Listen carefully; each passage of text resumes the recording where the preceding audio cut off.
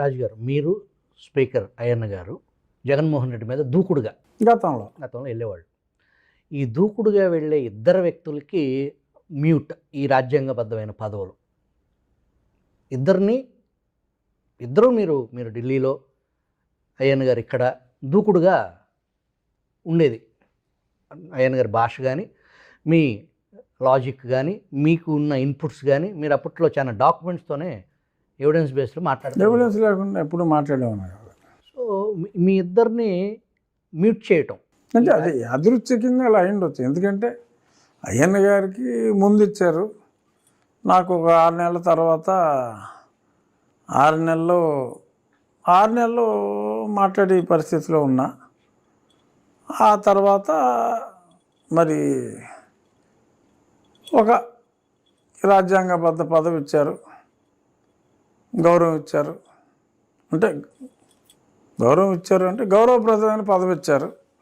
So కాబట్టి అది గౌరవం ఇచ్చినట్టే భావిస్తూ మరి ఆ పదవిలో నోరు విప్పకూడదు అనే ఒక నిబంధన లేని నిబంధన ఉంది. కాబట్టి మరి ఆ నిబంధన అనుసరించి నేను గతంలో పెట్టిన కేసు గురించే తప్ప మిగిలిన రాజకీయాల గురించి మాట్లాడకూడని పరిస్థితిలో ఉన్నాం. దానికి తోడు నేను గతంలో ఎక్కువగా మాట్లాడిన వ్యక్తి ఎమ్మెల్యేగా ఉంటాం. మరి నేనేమో ఉపసభాపతి స్థానంలో ఉండి ఎమ్మెల్యేలను ఎవరిని కూడా ఒక మాట కూడా అనకూడదు.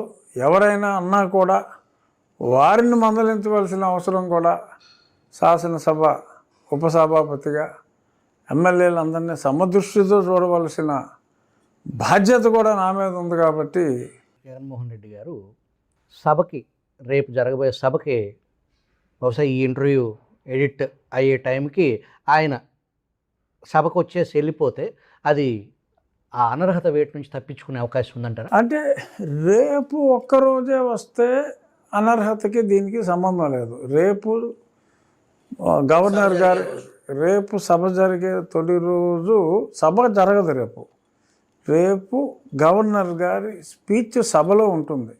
శాసనసభ సమావేశం అంటే చర్చలు ఇటువంటివి జరగవు. సో రేపు అటెండెన్స్ అనేది మార్కే అవ్వదు, పరిగణలోకి రాదు. రేపు సభ ప్రారంభ దశలో గవర్నరు తీర్మానం, దానికి అభినందనలు తెలిపే వ్యవహారానికి సంబంధించిన అది ఓన్లీ సభలో జరిగే గవర్నర్ గారి ప్రసంగం తప్ప అది శాసనసభ వ్యవహారం పరిధిలోకి, అటెండెన్స్ పరిధిలోకి రాదు. రేపు అటెండెన్స్ ఉండదు. సో మొదటి రోజు సభ కాకుండా సభ జరిగే రోజు వస్తేనే అటెండెన్స్. అవును, అప్పుడు అటెండెన్స్ ఉంటుంది. సో అప్పుడు జగన్మోహన్ రెడ్డి గారు రాలేదు అనుకుందాం ఈ సెషన్కి. ఇంకా ఎన్ని రోజులు ఉంది? ఇంకా మీ వేటు వేసేదానికి, పులివెందుల ఉప ఎన్నిక వచ్చే పరిస్థితి, అనర్హత వేటు పడేదానికి ఇంకా ఎన్ని రోజులు సభ జరిగితే?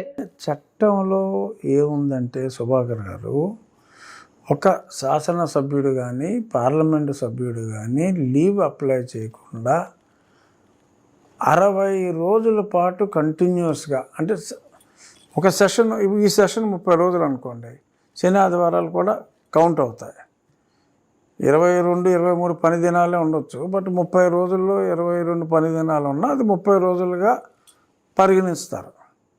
శని ఆదివారాలు 4 రోజులు సెలవులు ఉంటే అది రిమూవ్ చేస్తారు. బట్ కంటిన్యూటీలో శని ఆదివారాలని క్యాల్కులేట్ చేయరు. ఒకరోజు ఎక్స్ట్రా కంటిన్యూషన్లో సెలవు వచ్చిన 4 దినాలు అయితే తప్ప.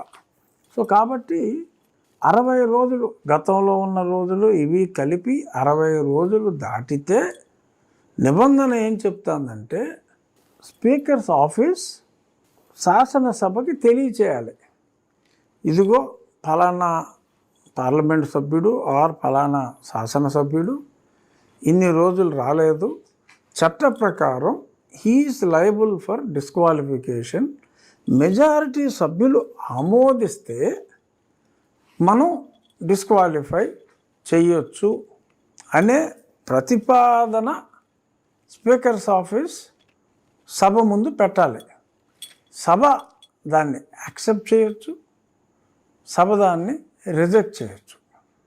అక్కర్లేదు రాకపోతే రాపాళ్ళే, అలాగే మనం అతనికి వెసులుబాటు ఇద్దాం అని కూడా ఇవ్వచ్చు.